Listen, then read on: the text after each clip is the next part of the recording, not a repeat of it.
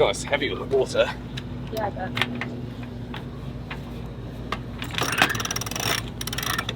Right, good morning. I've just hoisted Zach up the mast. It's about 7:30 AM.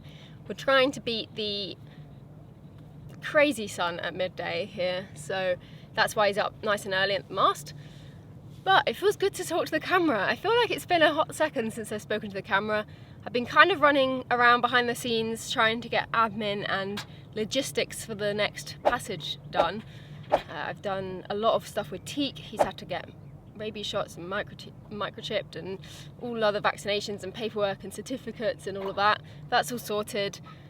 I have organised a weather router. However, I'm going to be the land-based contact. So I'm also going to do weather for them and just double check that everything's going well, that their sat devices are working, Starlink's working, and if it doesn't work, I have all the means to get them back into touch with the land world. But yeah, it's been a really exciting few weeks. I've really come around to the idea now that obviously I'm not going to be joining, and as crappy as it is, it's one of those things, and I'm just not going to dwell on it. I'm going to see the positive, and I'm really grateful that I can be the land support for Zach and the crew. If you are new here, welcome. We are Becka and Zach. We left the UK 3 years ago on our Colvic Victor 40-foot sailing boat, and 19 countries later, find ourselves in La Paz, Mexico. In 2 weeks' time, Zach and two amazing crew will be departing here and sailing on the 30-day offshore trip to Victoria, Canada. For those non-sailors, you might be wondering why he doesn't sail up the US coast. And that's a good question.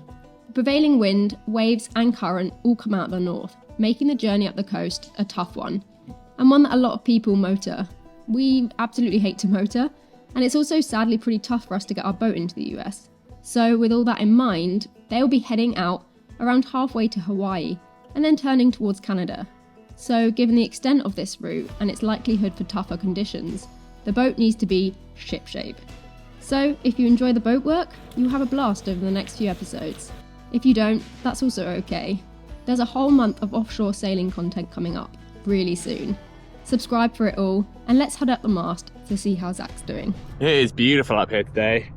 All of the top of the rig looks great to me. I've checked all the split pins, clevis pins, where all of the wires basically go into these terminals, make sure there's nothing frayed or anything like that. Checked all the rivets, made sure they all look good, and it looks great up here.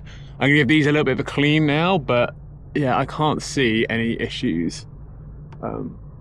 So yeah, I'm happy with this, but wow, check out this view up here. I was just lowering Zach down and he was cleaning all the rigging because obviously it gets really salty up there, especially when we don't get rain out here. We haven't had rain in 4 months, I think, so the rigging needed a really good rinse down. Anyway, on that, we have written a list to do. A lot of the things are just small maintenance things rather than actually repairs, just like securing the PC screen, check out, cancel tip, fill up fuel, renew grab bag. Talking of the grab bag. Our grab bag is in a safe space and we don't look at it often because, you know, it's packed and ready to go should we need it. We don't really look at it all the time. Whoa, we looked at it yesterday and wow, we opened up the container and it just smelled like mould, and we thought, okay, we live on a boat, you get mould. In bilges, it's, you know, a damp environment. We live on the ocean. What's to be expected? Anyway, we open it up and everything is coated in furry, thick black mould. I'm not kidding. It was terrible. The smell we were hit with, we had to run and get respirators on. What had happened is one of the emergency waters had burst, maybe in the heat in Chiapas or Panama, and it just gone over everything, and everything was mouldy and thick with just fur on it. So we've managed to rescue some bits, but I mean, it's pretty terrible. So we need to do a grab bag renew. A lot of things need to be replaced in it, so we need to do that. We need to fill our propane, check the life raft, which should be fine. It's only 2 years old, 1.5 years old. Clean the hull, sort our charts for North America out, inspect the sails, renew first aid kit. Yeah, emergency ladder on side. So we always do this for offshore. It's an emergency ladder. We have a high freeboard, so if you fell in, it's hard to get back onto the boat if we're sailing. So we always put this at the stern, which drags into the water so people couldn't grab hold of it. And yeah, just our normal things to do. We're going to inspect our drogue, and there's a few things I've got on here which would be nice. We would like to move the chain and anchor to a lower point, central point in the boat if we can. Clean the water tanks, rain next to the windows, and if we have time I'd like to make the cupboard doors, because at the moment Teak is in a very bad habit of crawling into our food pantry and eating packets of things. So yeah, I'm going to try and make some cupboard doors for the underside storage place on our port side in our galley. But yeah, we're just going to be all guns blazing, don't think that's the saying, all, don't know what I'm trying to say. We're just going to go for it over the next 3 weeks. And I'm really excited, so is Zach, and it's going to be a really fun time. So click subscribe if you haven't, hit that like button, tell us what you love most about preparing for ocean passages, and what's one thing you wouldn't leave the dock without, or the anchorage without, because we're not going to a marina. We're going to try really hard to just stay on anchor the whole time this time. So yeah, let us know. There was a load of fine sediment on the bottom of each chain plate here. Well, obviously it had run down all the contours in the wire to the bottom and collected, so yeah. Clean your rigging, kids. Clean your rigging, kids. It's time to pack the grab bag. Now we've cleaned it thoroughly. It was pretty rough.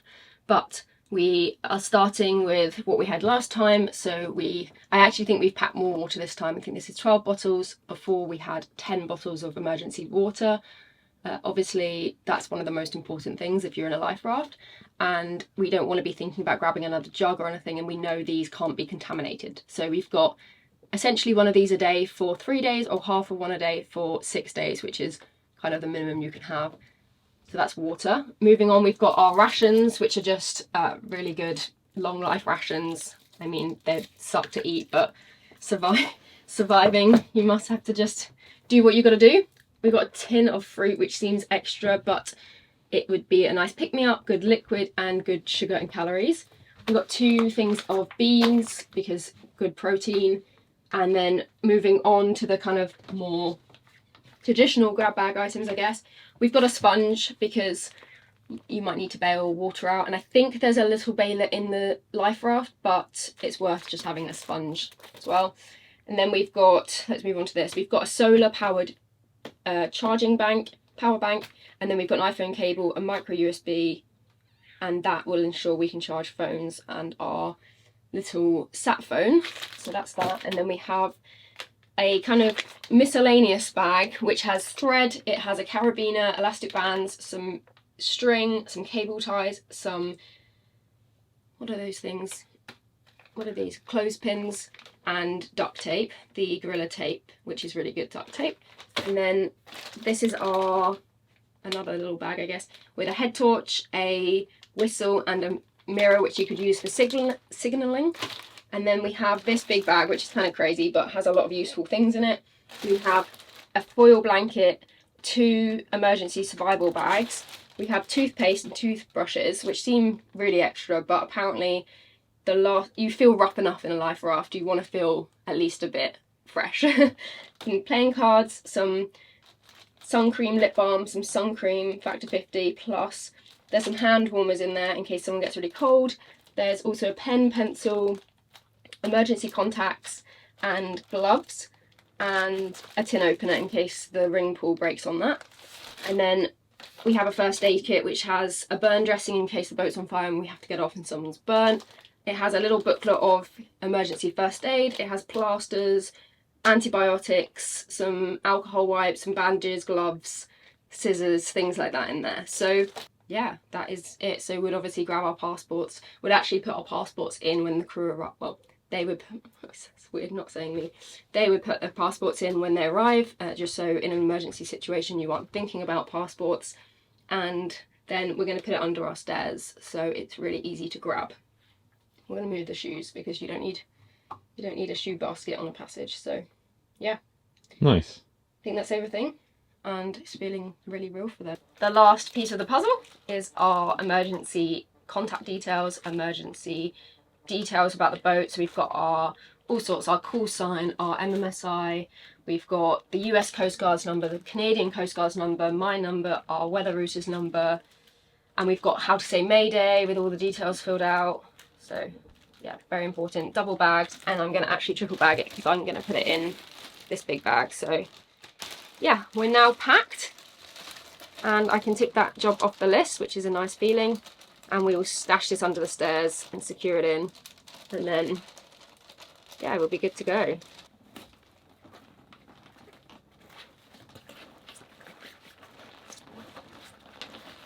Oh yeah, I forgot this doesn't shut that well. It's fine, I'll get some line. I'm gonna have to just tie it. I don't know why, it's so weird. It came like that, didn't it? Yeah. Bad design. That's alright. This morning I am going up the Mizzen and I am going to check the rigging, clean the rigging. That's it. I'm going to check and clean the rigging. It's cloudy today, which is really nice. Makes a difference from the intense sun here in the Paz. So we're taking the opportunity to do a job that you don't want to be in the sun for.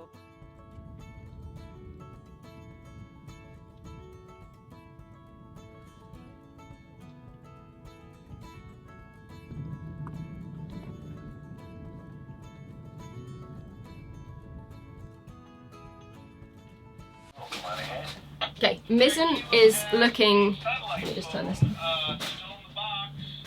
Mizzen is looking really, really good, actually. We've rinsed it all down, sprayed some Pro Lube on it, inspected absolutely every bit of it, including the old VHF aerial, which we installed, well, new VHF aerial, I guess, we installed when we were back in the UK. It's all really, really, really good. So, apart from a little bit of surface rust, which is normal for all rigging, it's great. No loose bolts, no loose cotter pins or splitter pins or anything. Anyway, very happy with that. And while I'm filming, the net is on. And the net is essentially a group of people who get together every single morning in a lot of kind of busier cruising areas, and they chat on the radio. They do swaps and trades, they do local services. Some marinas will announce if people have packages. It's pretty much a North America thing though. Yeah, it is more of a thing in North America. I don't think we ever really listen to a net in Europe or know of any nets in Europe. I'm sure there are some, maybe we were just newbies so we didn't really know.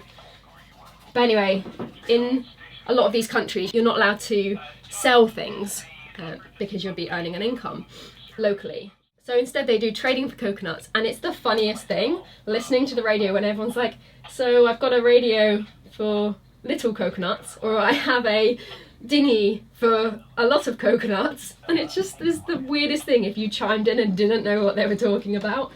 And it's something really small, but I thought I'd mention it because for those that aren't cruising, or maybe cruising in Europe and trading for coconuts isn't a thing, it's just funny and it makes me laugh every time I hear it. But yeah,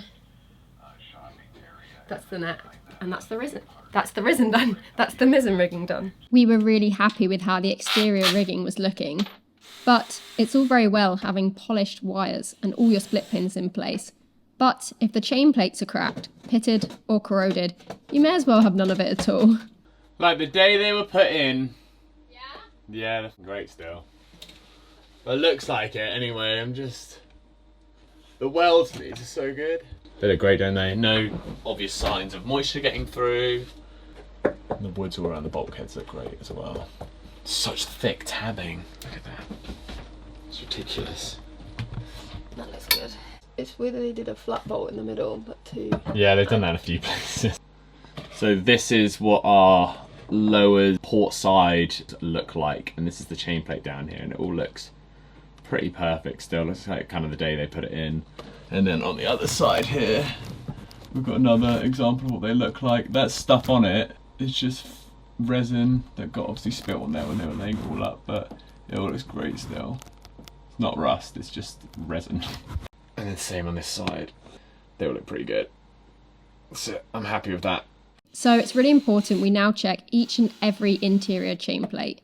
Some boats have them exposed, which is really cool. Some boats have them laid thickly in a sandwich of fiberglass, which makes it almost impossible to inspect.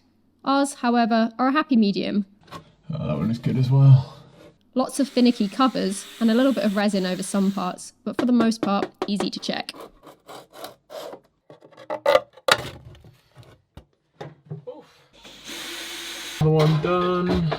So I'm in the anchor locker right now and I'm checking out these two chain plates right here. This is the one that we installed back in Grenada and it still looks good. There's some spots of rust here, but nothing that looks too concerning at all. And then at the back there, that's the older one, the original one that was there beforehand. And they all look pretty good still. I can't see any obvious issues or anything like that with any of this. So I think we're gonna be all right. No cracks in these. All the welds look good still. So I think we're good.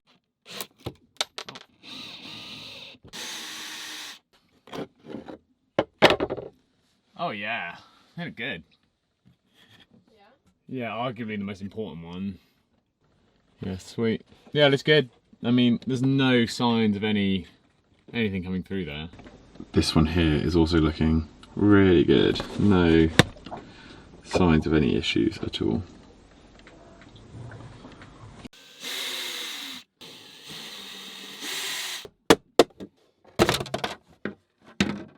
Jesus. Nice. Cool, this one looks really good as well.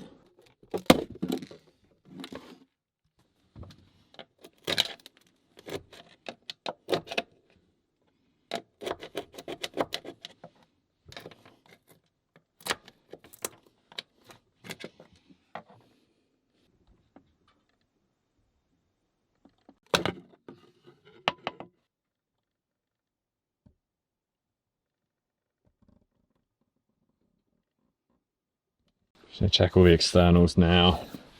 This one looks pretty good. A bit of surface rust on it, but nothing. Just a bit of rub off, can't get off, but that looks really good. A little bit dirty, but these are also good. No cracks, obvious cracks anywhere. Bit of a chip there, but that's from a while ago.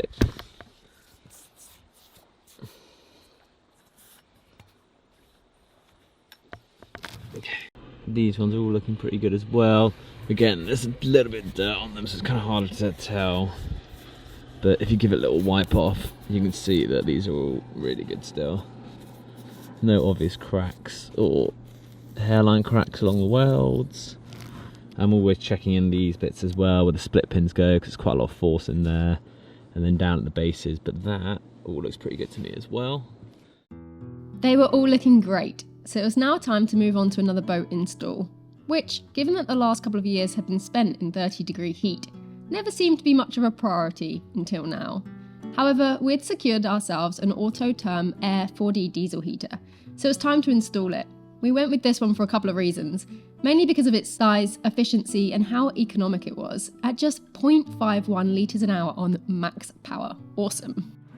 Okay, so I think we figured out where we're going to put this diesel heater. We were umming and ahhing about where exactly we wanted it, but I think we've settled on a nice central point of the boat so we don't have more weight on one side than the other. And then we've got slight ship hang, slightly more weight on the port side, but nothing major. When the water tanks are filled up, it's actually on the other side, but it's a whole other story. We're going to put it on this bulkhead here. This is the mounting bracket that it sits on, which is a pretty solid bit of steel. There's 4 mounting holes that you can use. These ones are for the bolts, so you can either have it mounted like that or you can have it mounted like that. We're going to have it like this, so it protrudes a little bit from the bulkhead because there's some wires that we want the hosing to run around. So yeah, we're going to do that now. And I've got a drill and 4 bolts that I'm going to put through. I was thinking about screwing it through, but I think we want it as secure as we can get it in the engine room. So 4 bolts going through the bulkhead should be as bomb-proof as we can make it. So yeah, that's what I'm going to do now. We'll line this up, make some holes, mount it. I'm thinking that. Okay, keep it there. Just the 4 outer dots, you don't do any of the inners.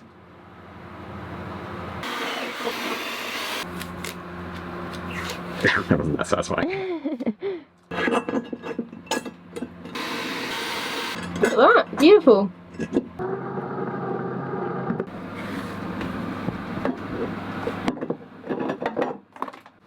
Looks swish there. Yeah. Can you open that? Ooh, sleek. I like it. Heat. Sleek and heat. That's what we want. Now I actually need to bolt the whole unit onto the bracket so it doesn't jump off it at any point.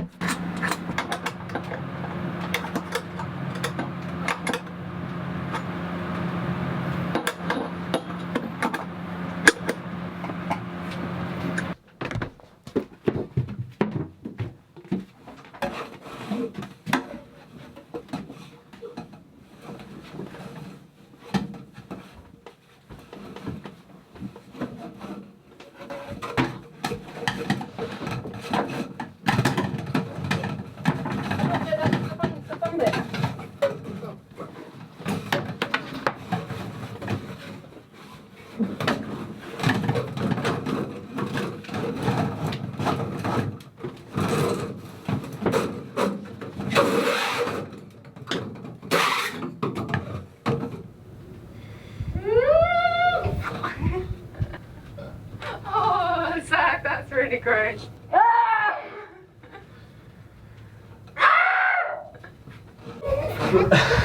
Suck my face into it.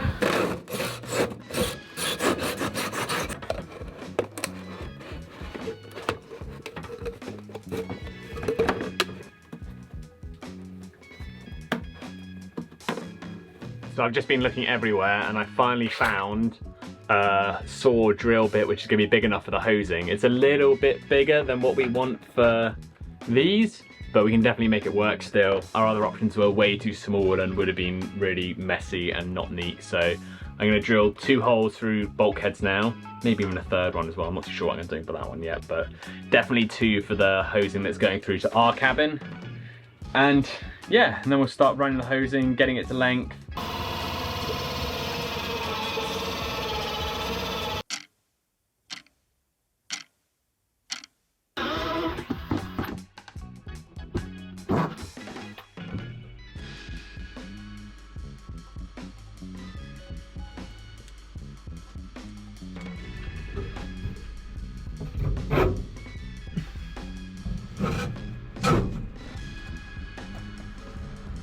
Hey Becca, are you happy where this is going to run in here? I really like it. Yeah? Yeah. It's really hidden. Look, goes up there, behind there, and through there. Wow, it's perfect. There's a gap back there that actually goes in really nicely. I was thinking it was going to have to be here, but I didn't want it to be. Yeah, it's great. But that'll go really well, and it'll just attach there, and it'll probably... I'll either attach it straight up there so it goes straight up, or I'll just have it floating. Probably not floating. Probably Yeah, I think I touched it.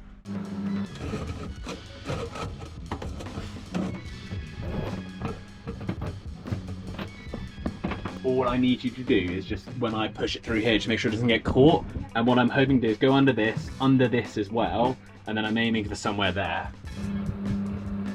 Okay, beautiful.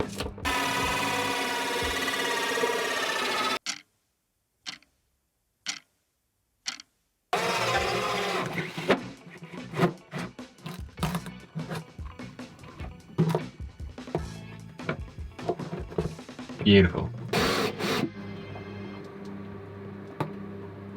That's all installed. Needs a little bit of a clean, but that goes there. Hose and connector out the back, goes up, past there, and then through the bulkhead at the back, all the way to diesel heater. So I think that's pretty good. It's really bloody hot in here, but we've just got to do this in here now, and then one other connector for now, anyway.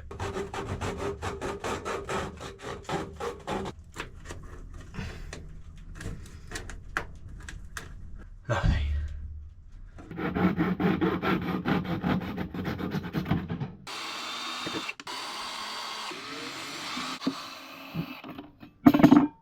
Ew, so much air.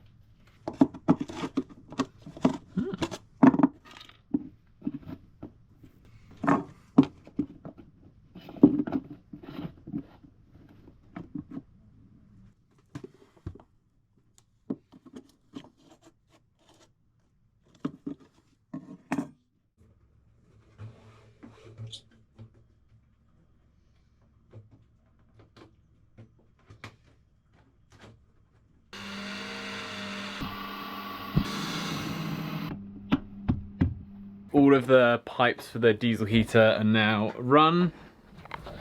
As you can see down here, we've got one going off back down that way and then another one looping up and going through to this vent just here. We still need to pick up a separate fuel tank for this, but I think we're just gonna retrofit like a dinghy 20 litre, 15 litre fuel tank and have it set up in the engine room in its own system, and we can just top it up from the main tank as and when we need to. We've got a bit more electrical work to do on it because we've got to install all of these switches and buttons and stuff like that, and then we need to do the exhaust. I need to ask one of the guys who's coming over to help us with the Panama Canal crossing if I can tee off the exhaust on an existing exhaust I've got, because I'm hoping I can do that because I don't like drilling holes through the hull of the boat. So fingers crossed we can do that. If not, it's not the end of the world. We'll just have to add another exhaust hole for this diesel heater. So yeah, that's where we're at. But hopefully in the next month or so, we'll actually have this all done and ticked off. In here behind me is the old anti-siphon tube, which was very basic and not quite what we needed. We've got a one-way valve from Vetus in now, which is a much better anti-siphon than the old one that we had.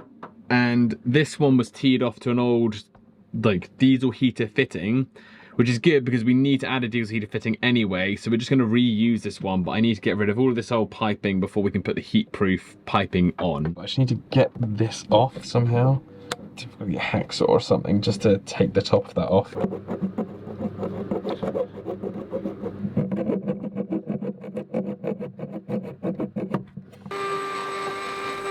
All of the white stuff is off it and it's a lot cleaner now. We might get a little bit of smoke coming off that because it is all off, but there's some bits I just can't get off in there, so the exhaust might burn it off, but we're going to keep a really good eye on this for the first however many hours we run it, just to make sure that nothing is melting or doing anything stupid. But yeah, that's pretty good. Now it's the present day, and we're in La Paz, Mexico, filling up our makeshift fuel tank. And aside from adding a heat-proof tape to the exhaust and wiring it to our batteries, we are on the home straight. Woohoo!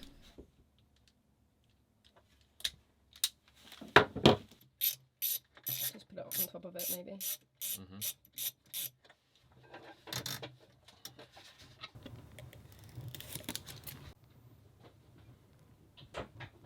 Wow, it flashes different colours. It's 30 degrees. Becca's got cookies in the oven. We've just got diesel, and for some reason we're about to test this diesel heater here, which kind of seems crazy, but we want to make sure it's going to work for when I'm offshore on the way to Canada, because I want to be warm. So And dry. And dry. So let's give it a go. Okay, apparently you just hold this one to turn it on. A bit nervous, I don't know why. Don't be nervous. And it will run a diagnostic now and then turn on in a sec.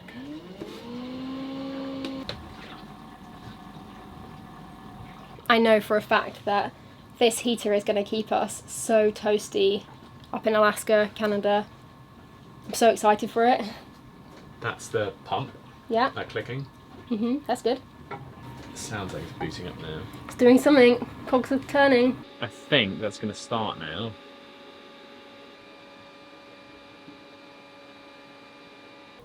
I'm not too familiar with the fuel filter that came with this kit, so I think it was off. That's why we weren't getting fuel to the system. So hopefully it's just that, and we'll see. Fingers crossed.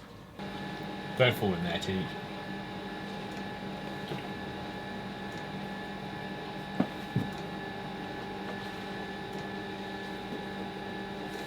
Is that you're in the way? Come on, you got it. I think it's good now, but I had to do some not great diesel sucking. I don't think it in my mouth. They weren't your initial words, they were your very careful diesel sucking. Yeah, which I haven't done for a while. I haven't siphoned fuel from a car for a while, so. You've never done that.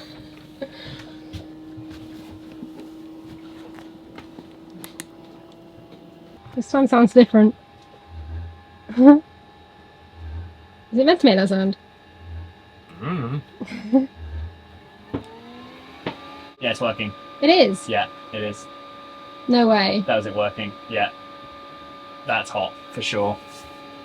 The exhaust is definitely hot. Yeah, for sure. Yeah. Yeah, it's definitely hot air coming out of that then. Really?